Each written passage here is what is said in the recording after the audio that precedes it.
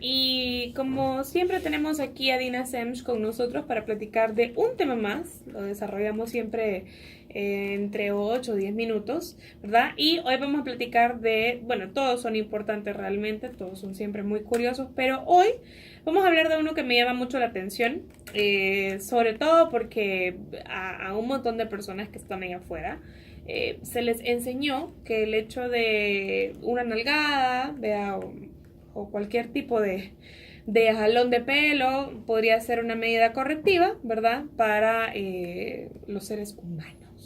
Entonces hoy vamos a platicar de este tema que es castigo físico y adolescentes violentos. Exacto, Carmen. Fíjate que es un tema, bueno, que ahorita la gente dice, bueno, pero es que está de moda este tema de la crianza positiva, bla, bla. No, yo tal vez no me voy a enfocar en el tema de la crianza positiva. Yo simple y sencillamente me voy a enfocar que hay un estudio bien interesante en países de donde ya hace ratos está prohibido el castigo físico como algo que podés hacer, sino que es algo penado, y cómo ha esto disminuido la tasa de adolescentes violentos. O sea, ahorita no te puedo decir el número exacto, pero era sustancial. Creo que era un 42% en los hombres y un 26% en las mujeres, o sea, en adolescentes. Y fíjate que cuando lo pensamos, cuando nos detenemos un poquito y le damos cabeza, es sumamente lógico. ¿Por qué? Porque el castigo físico, uno de los grandes problemas es que los papás, por muy buenos papás que sean, son mortales. Y los mortales se frustran, los mortales se enojan, los mortales pierden la paciencia. Es bien difícil que tú castigues a un niño físicamente y que todas esas cosas te mantengan en control de lo que sentís, de la fuerza con la que vas a nalgada, de la fuerza con la que vas a coscorrón y todo esto genera un círculo de cosas que están mal de principio a fin. ¿Por qué? Porque el papá viene por ejemplo, puede sentir culpa y la culpa lo lleva a sobrecompensar, lo cual hace que todo el tema del castigo se vaya al traste. Correcto. Y es todavía más contraproducente que si no hubieran castigado. Además, una de las cosas que es bien importante es que la manera en cómo te relacionas con tus papás es cómo aprendes que funciona tu vida referente a las figuras de autoridad, referente al sexo opuesto, por ejemplo, a tu pareja, referente a la gente de tu mismo sexo que de alguna manera otorgas de alguna forma de autoridad. Entonces realmente es una relación que te marca muchísimo y que te indica qué es lo normal de aquí en adelante. Entonces si tú llegas a pensar, porque es lo que ves, que lo normal es recurrir a los golpes para solucionar una situación, entonces se dan muchas conductas, por ejemplo en la adolescencia, donde los niños se van a los golpes como un método válido para corregir o para hasta argumentar o defender un punto, cuando realmente no existe una justificación al respecto. ¿Qué pensás sobre este consejo que dan muchos papás? Y digo muchos porque de verdad a mí me consta que hay cientos, miles de papás que dicen, vos no vayas a pegar, pero si te llegan a atacar, tenés que defenderte. Y a la manera, o sea, cuando dicen defenderte se refieren a dar el golpe de regreso, o sea, no se refieren con hablémoslo, mira, hablarlo con un superior, o sea, no se refieren a eso, se refieren justamente a el compañero te pega, entonces tú también pegas. Mira, es complicado porque yo creo que no puede ser así de simple. Sin embargo, por ejemplo, cuando hay ciertos niños con otro tipo de crianza, etcétera, etcétera, pues hay que tener no solo no vayas a golpear, sino que como medidas al respecto. Y esto es parte de lo que muchas veces la gente confunde. No es enseñarles a aguantar, es enseñarles qué hacer, pero precisamente hacer más efectivo. Entonces es como, si lo ves, tú estás tratando de educar a un futuro adulto. Entonces, ¿qué le estás diciendo? Si alguien te cae a golpes en la calle, entonces lo que tú venís a hacer es que le caes a golpes en la calle.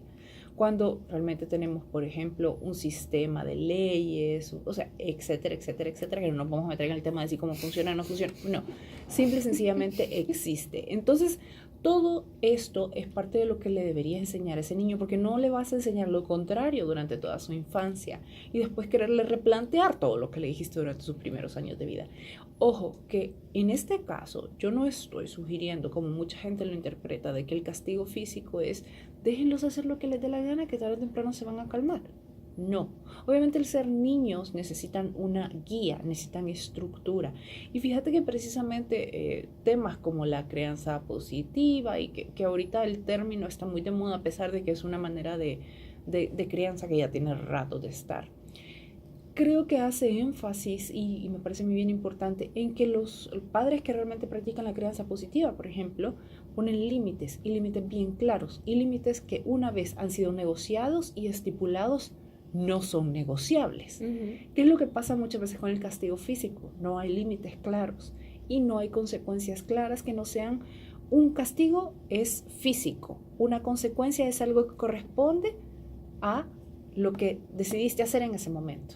¿Sí? La vida no te da nalgadas, por ende una nalgada no puede plantearse como una consecuencia. Exacto. Entonces, esto es, digamos, que lo que hace que muchas veces la estructura de violencia, el identificar, muchas veces hasta eso aprenden, identificar a quién sí le puedes decir te voy a dar y a quién no. Sí. Y eso prácticamente consiste en parte del círculo de violencia, que es identificar al más débil, que no está bien bajo ninguna circunstancia. Entonces, yo no digo que los papás se hayan sentado en algún momento y hayan dicho, eso lo voy a enseñar dándole nalgadas.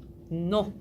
Sin embargo, con toda la información que tenemos ahorita, con todo lo que podemos monitorear en estudios longitudinales de cómo salió el criar a los niños con golpes y las consecuencias actuales que vivimos, versus los nuevos métodos de crianza que se están planteando, donde se habla de límites claros, de sí una negociación con el niño, pero una negociación de yo suelto, tú soltás, y del respeto por el niño, no por ser tu hijo, sino porque simple y sencillamente es otra persona. Y ese respeto funciona en ambas vías, no solo en una. Sí da resultados que simple y sencillamente parecen ser un poquito más favorables. Sí. Y no estoy hablando de una crianza permisiva, eso sí lo dejo claro, por favor. A mí me parece importante también, siempre lo he pensado y lo he dicho en un par de ocasiones, bueno, lo hemos platicado en Inquietas. De repente hay mucha gente que se emociona con la idea de tener hijos. Y el problema es que muchas de las personas, no puedo asegurar que todas, porque tampoco, no soy yo, ¿verdad? Pero muchas personas se emocionan con la idea de tener hijos justamente por lo adorable que significa un montón de cosas, un montón de pasos, ¿verdad? Pero no se ponen a pensar justamente a la hora de educarlo, ya cuando el niño empieza a tener un poco más de conciencia, un poco más de libertad también, ya cuando lo puedes dejar jugando, pues estás hablando con tus amigas, ¿verdad? Tomándote un café y ellos están en el área de juego, siempre lo tenés vigilado, pero ya el niño es un poco más libre. Entonces ahí uno tiene que empezar a educar, empieza a educar desde que nace, pero ahí uno tiene que poner quizás un poco más de atención, el doble de atención, porque estás criando a un ser humano, pues. Exacto. Para que sea útil en la sociedad. Y funcione. Y que funcione. Fíjate que sí, y parte de lo que proponen estos nuevos estilos, una de las cosas es que lo que manda es el ejemplo. Entonces tú no puedes contradecir tu discurso, por muy bueno que sea, con tu ejemplo, porque el niño va a aprender de lo que haces, claro, no de lo que decís. Entonces sí, realmente, o sea, es un tema bastante complejo, no es tan simple como solo, no es que no le pegues, es que no lo nalgues, es que plantea toda otra serie de cosas que hacer al respecto que sí dan una mayor estructura. Y como pasa en un montón de áreas, tenés toda la razón, la gente se enamora de los resultados, no del proceso. Entonces la idea de tener un hijo es bastante sencilla, pero creo que parte de lo que deberían hacer muchas de las personas que se están planteando esto es estar dispuesto a hacer lo necesario, no solo para traer un hijo al mundo, esa parte es fácil, sino que simple y sencillamente para estar dispuestos a criar a ese niño. Sí, y todo lo que implica realmente de la parte económica, que al final, miren, yo siempre he pensado que ya con ese tipo de motivación, pues uno saca de todos lados y se rebusca y demás. Yo creo que tal vez no es que sea la parte fácil, pero digamos que es una parte más mecánica.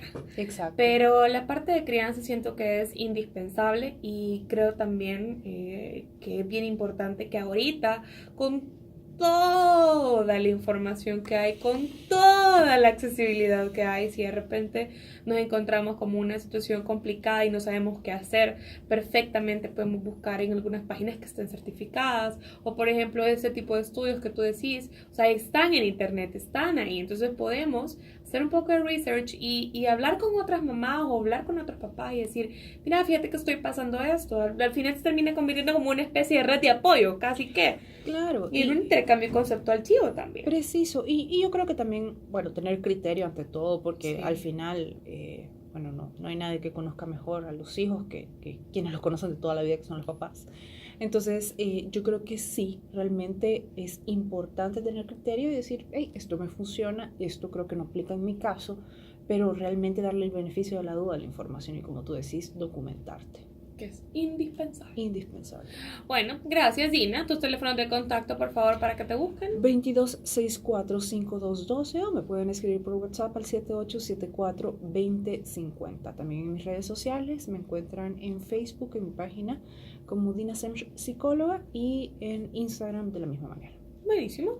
Estamos entonces, nos escuchamos el próximo jueves.